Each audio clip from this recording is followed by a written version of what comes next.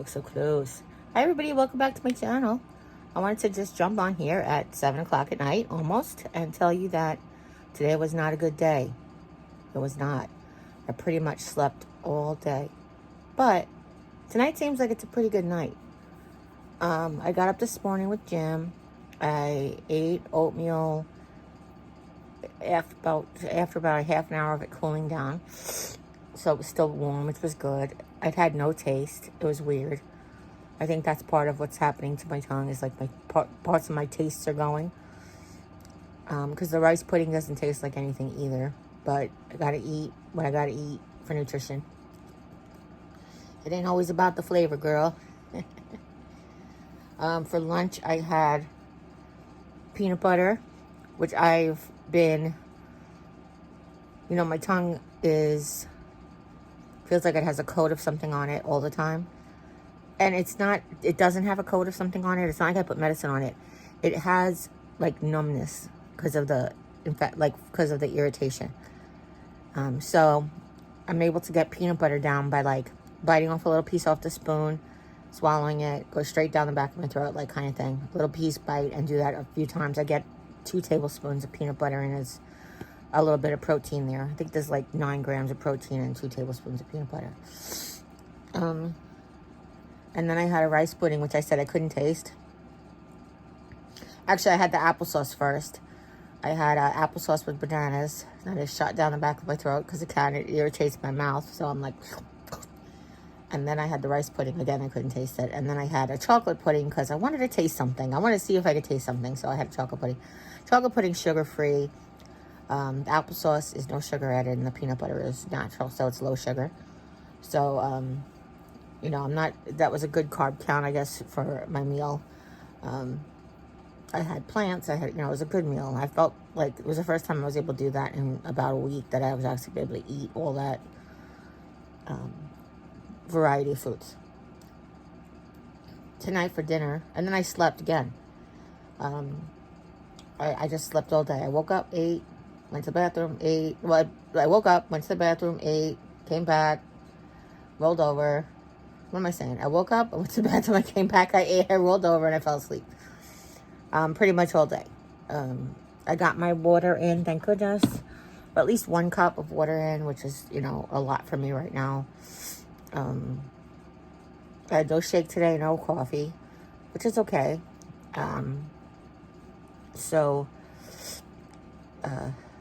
Things feel like today was a very healing day. I think probably because of all the sleep. So my tongue, I don't know if you saw in the Instagram picture, or my tongue has like, basically, I don't know, it looks like open ulcers on it, but they're not like bloody. They're just like, look like pieces of skin missing. Sometimes when you skin your knee, it doesn't bleed. It just takes that top layer of skin off. It almost looks like that. But lately, in the middle of my tongue and the roof of my mouth, when I rub them together, they feel numb to each other.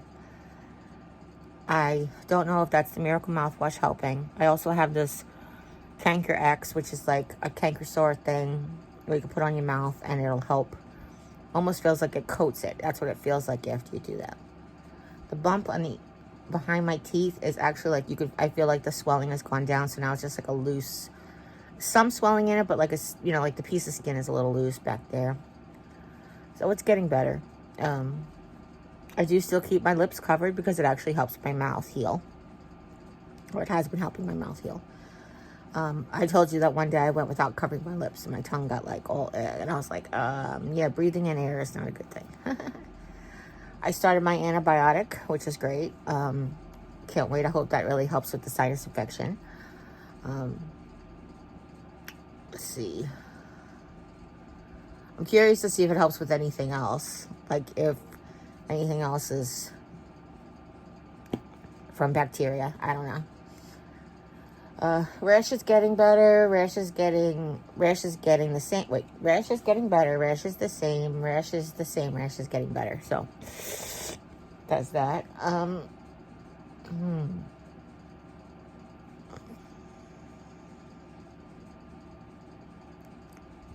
I think the thing that I mainly wanted to talk about today, because besides checking in,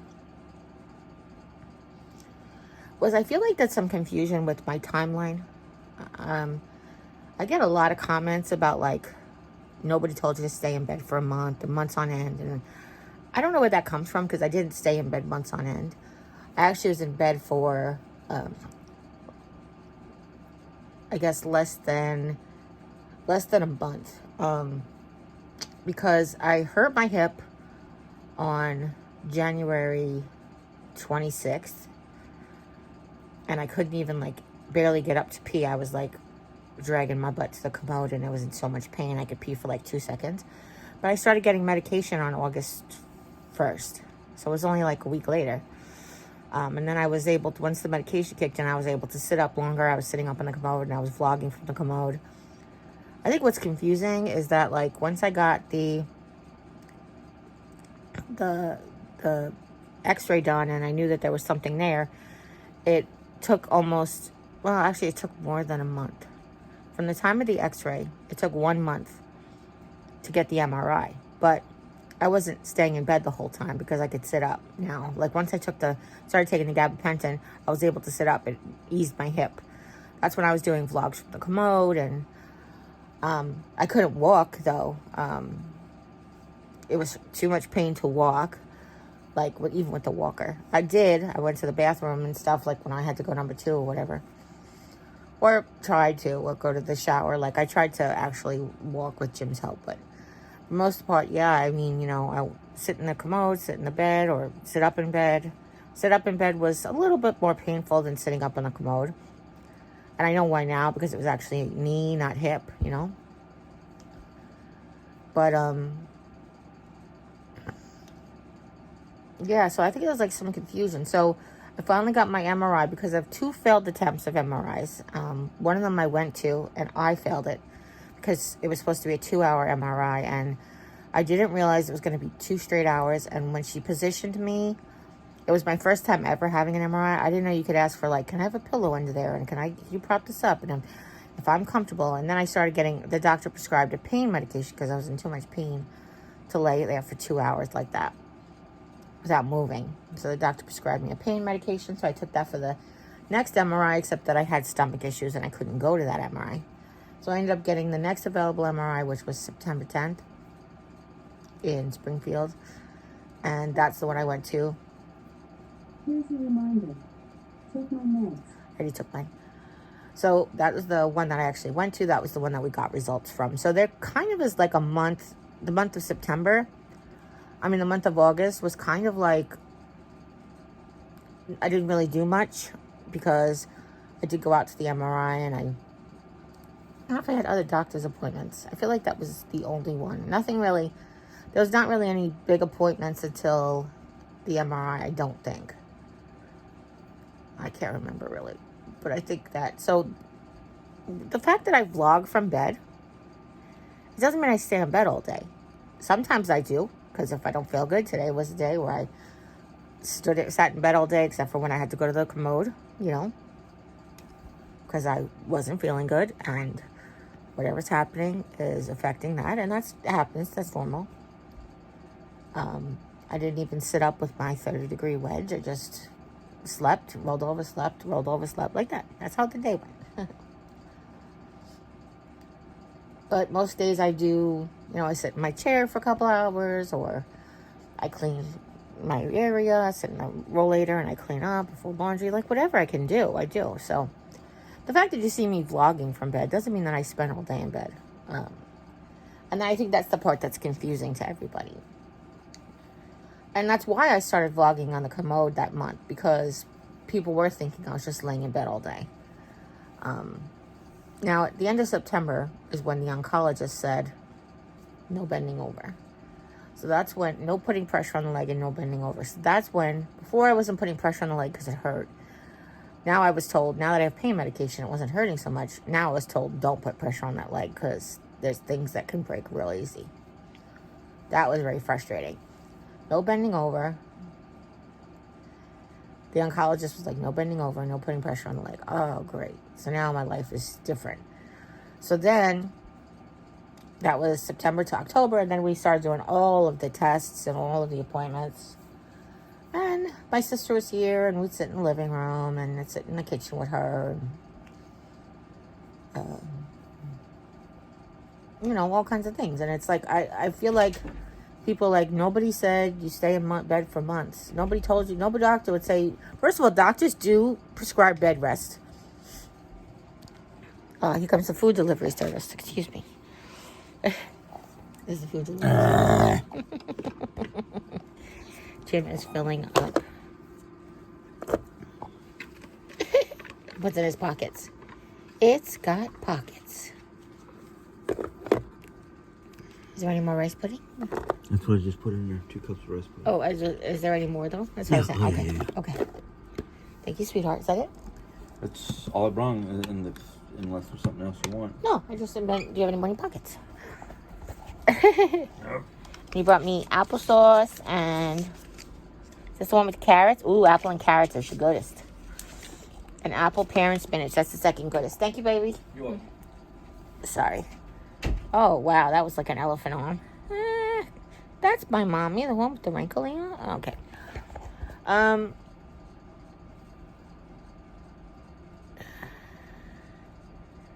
So, I vlog from bed because it's more comfortable and I can be myself and I don't have to, I'm not in pain. Like sometimes when I sit in the chair, I'm in pain. Sometimes I'm not. Sometimes I sit in the chair and you don't get a vlog. Sometimes I sit in the chair and then you get a vlog from bed because it was in pain. I know the reality is that there is pain. The reality of it is there is wounds. The reality of it is there is grossness. But I'm trying to share the reality. I'm not trying to share the fantasy. Same reason I never wore makeup unless I was going out with my husband. Like I didn't wear makeup. Didn't get dressed up for my vlogs. Didn't get dressed up for my DIYs. Didn't get dressed up to go to the Dollar Tree. Because that's not my reality. You understand? I'm not going to all of a sudden say, you know, I'm going to be gross now. I want to be real. Life is gross now. Life is full of greasy creams and greasy ointments and pasty creams and pasty ointments. And it's just, that's what life is about right now. Tons of pills. Nausea. You don't see that. You don't see the nausea. You don't see the diarrhea. And you don't see the vomiting. Because there are certain things that I'd like to keep to myself. But I will talk about them so that if you're watching this as a KCA person or somebody with renal cell carcinoma, RCC, you would know the reality of what you could expect or what might come your way. Because again, that's all different.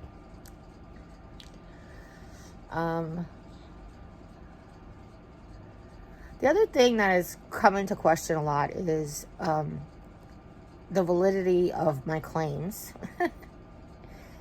That I actually have stage 4, grade 4. And my grade may come down because of my last treatment, but we'll see what the doctor says on Tuesday. But the stage 4 is like, there's defining rules for the stages of cancer. Stage 4 means it has metastasized far away from the area. So if I just had the tumor in my kidney and in the lymph node next to my kidney, that would not be stage 4. That'd be stage 3 because it means it metastasized, but it metastasized close to the area.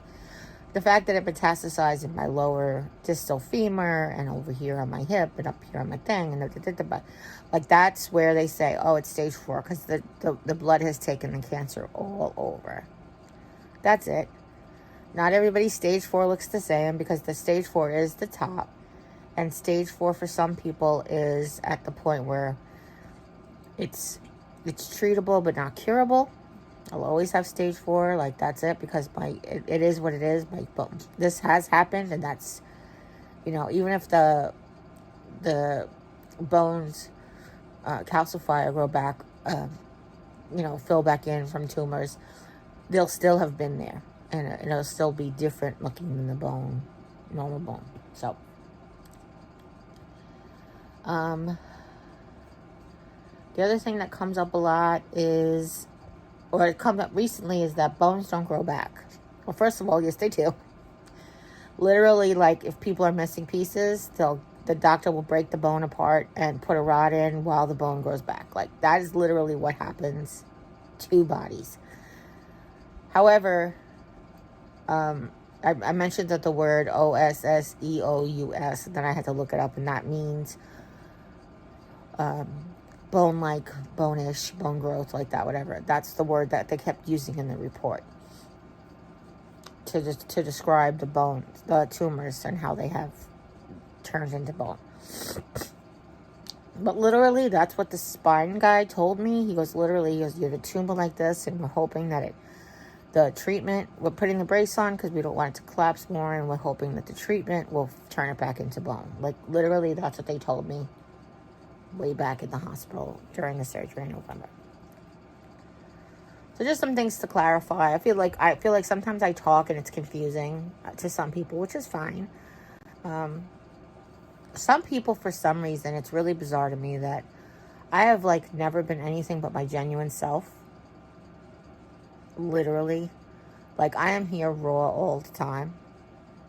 Obviously, there's certain things that I just don't want to do on camera because I have maintain some semblance of privacy. But for the most part, I share, like, my whole life with you guys. What would be the benefit of me lying about it? Like, to me, that part is just bizarre. I don't know. It's bizarre. Like, one of the things I've always prided myself in is my honesty, my loyalty, and my commitment. And one of those things is being called in question. And it is what it is. I can't do anything to change anybody's mind. I just come on here, my authentic self. I tell my truth. If you don't want to believe me, that's up to you. That's on you, and I don't care. But, to the point where it's starting to do damage to my reputation, then it's becoming slander, and that's different. Some people are like, it's just your opinion, but it's not your opinion. You can't just say it's just your opinion when you tell me to be truthful. Come on, Jerry, tell the truth. Well, I am telling the truth. You're calling me a liar. You don't believe me. And it's no longer your opinion. So you can't really have an opinion on someone else's truth. You can have an opinion on the way they style their hair. You can have an opinion on the way they dress. You can have an opinion on the way they eat and their diet. You can have an opinion on that. You can have an opinion on my skincare routine, which is non-existent. But you can't have an opinion on my truth. That's not your opinion to decide whether or not I'm telling the truth when it's my, that's the part that's really weird, Somebody also said I was obsessed with food. Yes, obviously. I've actually been to OA, Overeaters Anonymous, when I was a teenager. Because, yes, I am. That is just something that was taught to us by our parents. Food is there for celebrating. Food is there during tight means, when it was little means we had, food was there to share. Eat what you have, appreciate what you have, and that kind of thing. So we are. We're a big family. We are focused a lot of our lives around food. It's what it is. And no doubt. No doubt. Now, unlike other addictions, the reason food addiction is so bad is because you have to eat. You don't have to go into a bar and you don't have to buy alcohol. You don't have to do drugs. You don't have to go buy drugs. Your body's called to do it, but you can have self-will, and just decide not to do it. You have to eat. So it's a different kind of self-control that's required for Overeaters Anonymous people than for other addictions. It's the same, and it's different, if that makes any sense.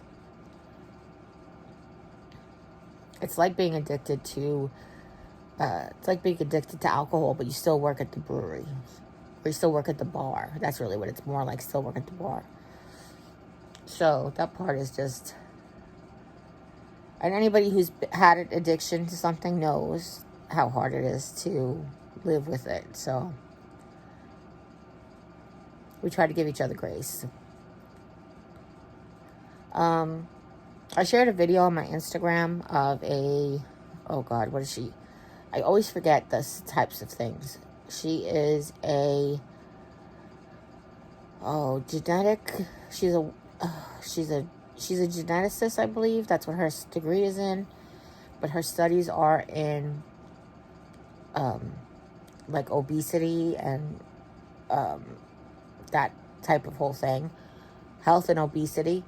And one of the things she talks about, and I shared in her video, is she talks about people are always like concerned, like, oh, but it's not about your weight. We're just concerned about your health.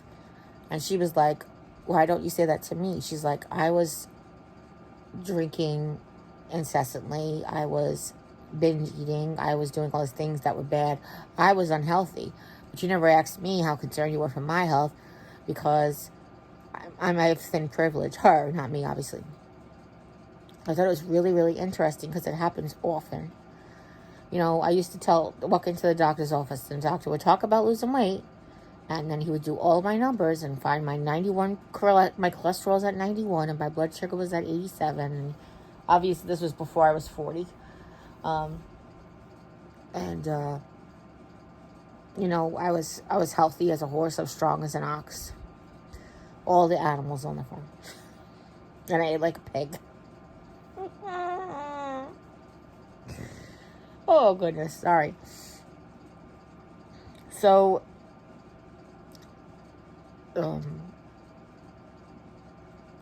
anyway, I'm sorry. My mouth hurts, starting to hurt. My eyes are starting to tear because my mouth's starting to hurt. So I'm going to have to hurry this up. But anyway, that was the thing I wanted to share too, because people are always concerned about like, oh, your weight and your health. And I really think you should check her out. I think I'm going to save her some of my highlights. I think I'm going to try to save her some of my highlights. I can't remember if I did yet. Yeah, I don't remember. But anyway, she's kind of cool. She's kind of amazing. She does talk about the overlap between health and weight. And part of what she focuses her, I don't know if she's doing her doctorate or whatever, but part of what she focuses her studies on is, yes, people who are overweight tend to be less healthy, but they're not unhealthy because they're not less healthy because they're overweight. They're less healthy because they don't go to the doctor, because all the doctor wants to talk about is their weight. They don't get treated like a skinny person at the doctor's office. A lot of times, conditions are just chalked right up to weight. You know, people are like, I slowed down for the last 3 years. I was just moving slower for the last 3 years, and I just figured I was getting older, and my arthritis was getting worse, and I went to the doctors, and, you know, like my oncologist said, there's no colonoscopy for kidney cancer. They ran my numbers, and I looked good, and I wasn't anemic, and I didn't have kidney issues, you know. All this stuff was just fine. It's just that I was tired all the time. Maybe it's menopause. Maybe it's your weight catching up to you. Well, that's what the first thing was. Maybe you should lose weight. Maybe it's your menopause. Maybe it's your arthritis. You know, and treat the symptoms. Take ibuprofen. Take this. Whatever. So I did go to the doctor. I've been going to the doctor regularly since 2017.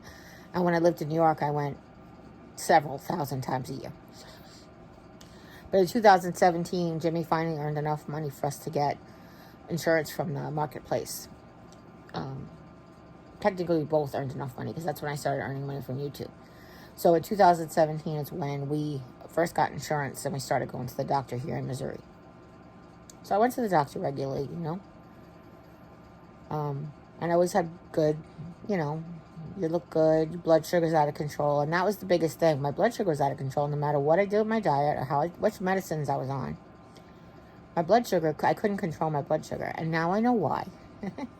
Now I know it's because I had cancer growing the whole time. However, at the time, it was very frustrating because I got to the point even where I was doing a keto diet every day except Sunday. Sunday was carb day because I was trying not to get into ketosis. I was just trying to eat keto foods because they were low carb. I was trying to eat low fat keto foods so I wouldn't gain weight either, but I was trying to eat low carb so I keep my blood sugar level, and I still couldn't keep my blood sugar under control. I was having like no carbs during the day, 5-6 days out of the week, and I say no, but really like less than 20, and I couldn't still control my blood sugar, which was so bizarre. But now we know it's because my body was growing cancer this whole time. So it's just a lot of things where I can go back and I could be like, oh, thank God, you know. I'm not thankful that I have cancer. I'm grateful that we have a diagnosis. I'm grateful that I'm not going crazy. You know, I felt like I was slowly dying. And I mentioned this a while ago, but I'll mention it again. And I do have to go after I mention this because I'm going to have to wrap it up. When my dad got sick, he got like depressed and didn't want to get out of bed, and he lost all control of his trunk.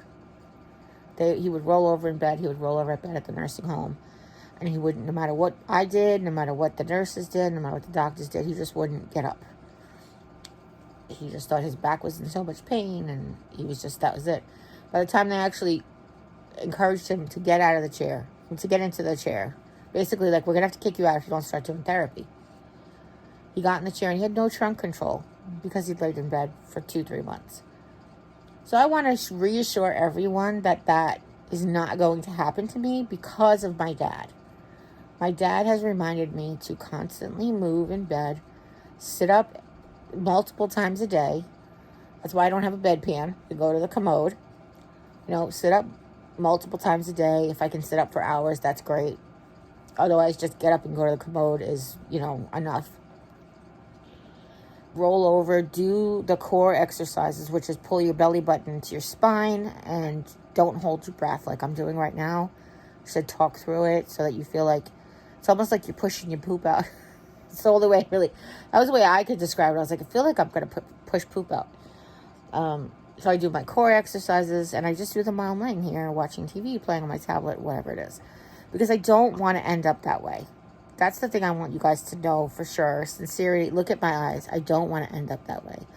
So I'm not going to follow that path. My path is very different. So that's it. Okay? Oh, other thing came into question was that I love everybody. It is the truth. Even the people that I don't like very much, I love them. They're all God's children.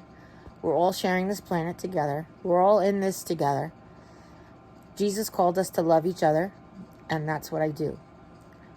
If you've done me wrong, or if you feel like you've done me wrong, or if I feel like you've done me wrong, or if I've blocked you from upsetting other people on my channel or whatever, I pray for those people. Not only do I love them, I try to love them a lot, because I pray for them to have healing, or have vision, or have patience, or whatever it is that they're lacking in their life that causes them to come on here and spew their nonsense or whatever it is. So I love them the most. Okay? But I love you too. And don't forget it. Okay? I don't just love the 68,000 people that are subscribed. I love everybody. I love everybody on the planet. Do I love President Putin? Yes. I pray for him every night to get some clarity, to get some sense, to realize that what he's doing is not good for his people. I am humbled before Christ. He has taught me the importance of just love. And I think that's my journey, is to share it. So, if nobody's told you today that you're loved, I love you. Okay? Come by here and hear it. All right? And as always, you take care. God bless. We'll see you next time. Bye. Bye from the bed. Bye from the bed.